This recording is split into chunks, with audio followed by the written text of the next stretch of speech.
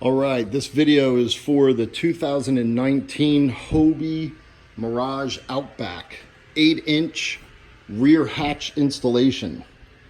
I'm going to show you how to do this and make things a little bit easier than the instructions say.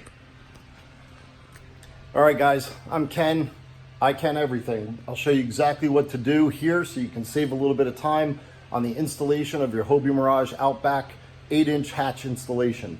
So the instructions give you a bunch of information about disconnecting your rudder, disconnecting the rudder lines, taking the rudder off on the bottom, all this extra stuff that they have in here, and I'll show you the instructions that come with the 8-inch hatch. So first it tells you to undo all of your cables for your rudder lines. Then it tells you to drop the hatch and remove the line that goes to the actual rudder. Then go to the front hatch and pull some slack through. You don't need to do all that. Plain and simple, I'm going to show you exactly what to do. Follow these instructions, you'll have this hatch in about 20 minutes. First, release the rudder line. It's on the right hand side at the front of the kayak. Just release that rudder line. That will give you the slack that you need so that your rudder line is not pulled tight and it can't possibly get drilled or cut. Here's what you're going to need. You're going to need a jigsaw, a drill with a 1/2-inch bit, and then of course you're going to need your hatch. So a couple things that I'm going to have you do. First, take your hatch, remove the gasket, get it out of the way so that it doesn't get damaged.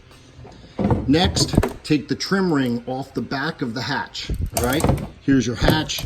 Trim ring's going to be up underneath. You're going to use the trim ring and center it in the hole at the back of the Mirage kayak, right? So we all have that spot back there that's preset from the factory. If you want to add this hatch, you can. Lay this in there. Now, here's a tip. When you lay this in, be careful, because you see how this is separated, right? That's separated so that you can have the flexibility to squeeze the ring underneath this hole after you drilled or cut it out. If you didn't, you'd never be able to fit this through there. But it's important when you mark the hole that you're going to cut out that you line these two up together like this. So just line up the two plastic pieces, put them down in here, and you can hold your finger right on that seam just like I did. Now, take your marker, make a mark all the way around on the inside of the trim ring. That's super important. Inside of the trim ring.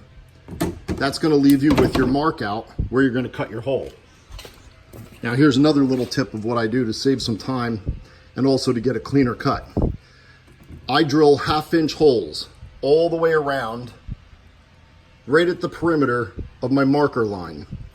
Now as I'm drilling through and watching where I'm drilling, I can actually see what's underneath. And as you're drilling, you'll find on the left-hand side, right, close to the left side, is where your rudder string is. When you release that slack in the rudder string, it drops down. So once you get about 3/4 of the way drilled and then cut, you can start cutting right around the center mark, go all the way around the right, and get to about the 3/4 mark over here. Then you can reach your hand in and pull this up. And when you do, just reach your hand in and just tug the rudder string out of the way. Now you can continue to make your cuts along this side and remove your plastic piece. I find by doing this, it gives you a more accurate cut.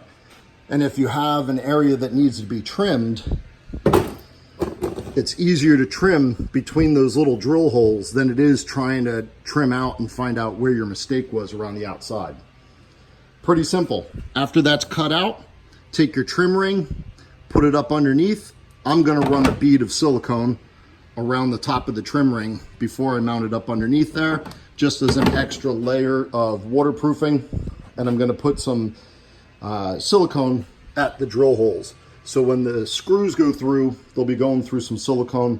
That'll help make that nice and watertight also. This is simple.